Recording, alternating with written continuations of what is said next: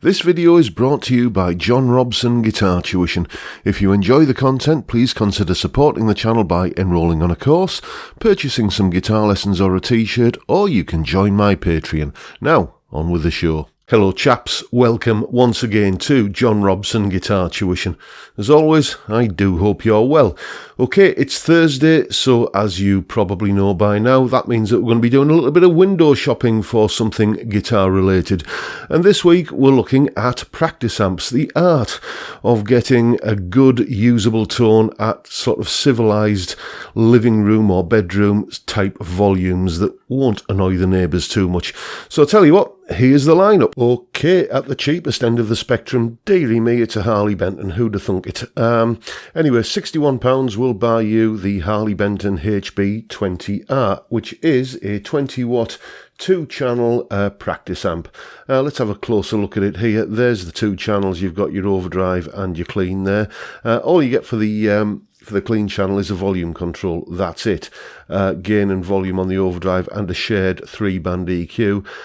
Little knob there to control the spring reverb, and you get an input for your MP3 player, headphone output, and a line out as well.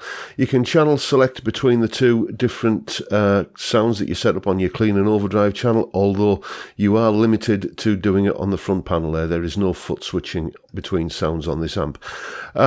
It's not a bad little amp, this. If what you're looking for is just a cheap little box to plug your electric guitar into and get a sound out of, then it'll fit the bill perfectly fine. One of my students has got one of these.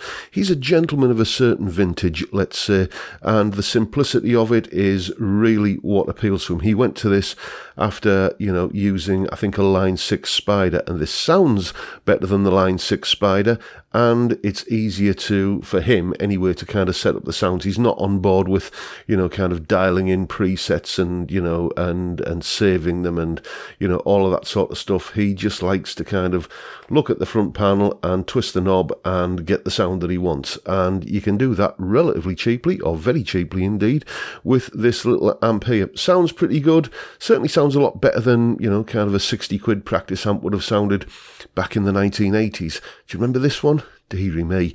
Indeed. Anyway, so let's move on to the next one we're going to be looking at here, the Blackstar ID Core 20.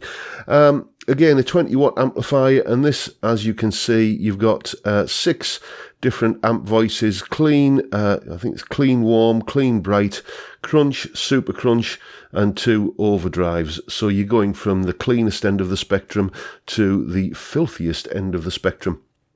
Minimalist controls once again, gain, volume, and EQ. Now this EQ on these Blackstar amps can be a bit confusing for the uninitiated. What happens is, the further you turn it to the left, then basically it's sounding more American in character, and the further you turn it to the right, the more British it's sounding in character. In effect, what that means is it's just a tone control that works in reverse, I think. You turn it this way and it goes more trebly, and you turn it this way and it goes more bassy. Once you acclimatise to that, you're absolutely fine. You've got an effects section here where you've got reverb, delay, and various different modulation effects. What I like about this is the delay and the reverb are separate, so that you can, kind of, on some amps or some even effects units, the reverb and the delay are both in the same module, and you can't have one without the other, which can be a little bit limiting at times. Overall, level button there, level control there for your effects. You can hook this amp up to your PC for recording and for saving extra presets, although you can save presets on the amp, but you can also save extra presets on your PC if you choose to do so. Again, this amp is owned by one of my students, and I've had a bit of a play through it from time to time, and it sounds pretty good. It gets the job done, and 145 quid, if you were to buy that Harley Benton amp we've just looked at and all of the pedals that you would need to recreate the effects in this one, then you'd be spending a lot more than that. Next we move on to the one that I've actually got, this Yamaha THR5, the version 2. And this is much the same as the things that we've already mentioned. You get, the line out, and you get the MP3 player input and everything, so you can jam along with backing tracks. This also works as a recording interface. I use it like that quite a bit of the time on my spare laptop for doing various bits and pieces. And let's just wait for the pictures to come in focus. I gotta say, I do think it's an attractive looking thing there. There's the USB to hook it up to your PC. It's a good looking amp, and once again, let's have a look at the different kind of settings we've got here: clean, crunch, lead, Brit high, and modern. The lead sound there I find is absolutely beautiful. I tend to have it set on there all of the time, to be honest with you, and just dial it back clean from the guitar's volume control.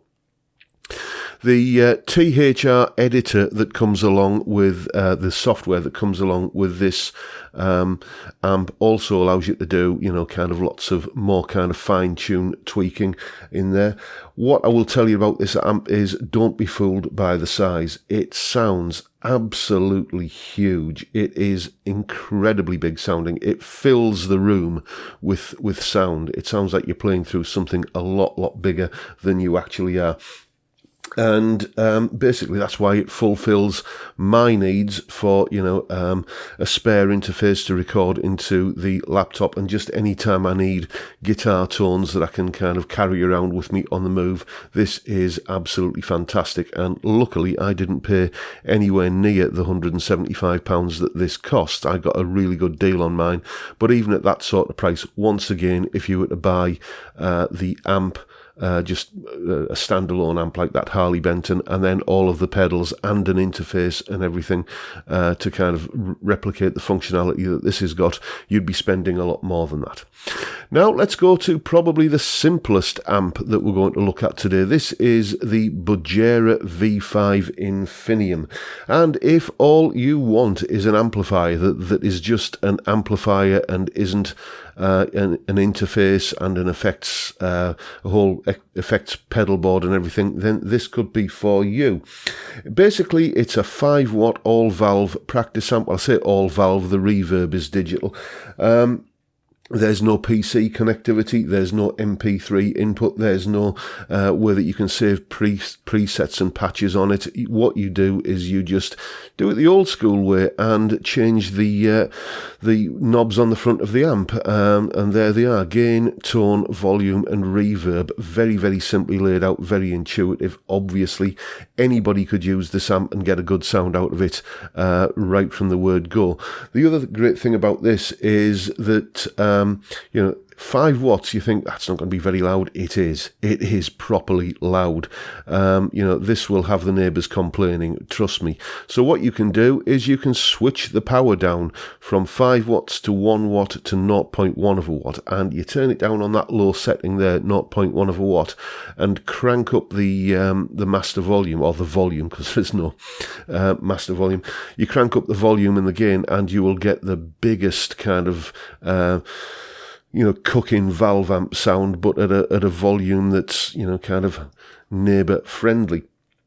Again, one of my students has this amp, and in front of it he uses the Harley Benton, well actually his is a Joyo, but the British sound pedal that I reviewed a while ago now, and the tones he gets out of it are amazing. Fantastic amp, and 189 quid for an all-valve practice amp, and the tones you get out of this, very, very good value. And now let's move on to the elephant in the room. This is, of course, the Spark, the Positive Grid Spark. And, well, you probably know all about this already, but I'll just give you a little bit of a summary. Basically, it's by Positive Grid, the people who make the bias amp software.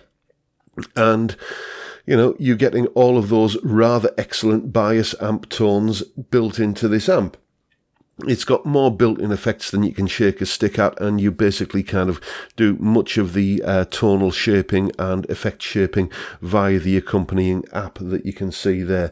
It also works as a recording interface and, you know, as a Bluetooth speaker that you can play your music through, and, you know, many other things as well. It's good for acoustic guitar as well. You know, it's got full range sound. Basically, it's not like got that mid-rangey guitar amp well, kind of an electric guitar amp tone, unless you dial it in on one of the amp models, obviously. The interesting things about this for me are the Smart Jam. Basically, you can play just strum some chords, or play a riff, or do something on your guitar, and it listens to what you're doing and generates a backing track based upon what you've played that you can then play along with. The app that comes on your phone or your tablet will show you the chord shapes that you need. You can talk to it like, you know, an Amazon Alexa or something like that, and, you know, use voice command. I mean, basically it's quicker to say what this amp doesn't do. It won't do the ironing for you or take the dog for a walk, but pretty much everything else other than that is, you know, is covered. It's $269, which the last time I checked, that's just a shade over 200 quid in the UK. I'm sort of kind of on the cusp really here about kind of ordering one of these. You know, I'm curious to see what it's like, but do I really need it? Would I get that past the missus? We shall have to see. Anyway, there you go. Those are the amps that we're looking at today. I'll just say about the Spark amp as well. Go and find a bad review of one if you can. You can't. Everybody that's tried one of these amps is talking about just how fantastic they sound.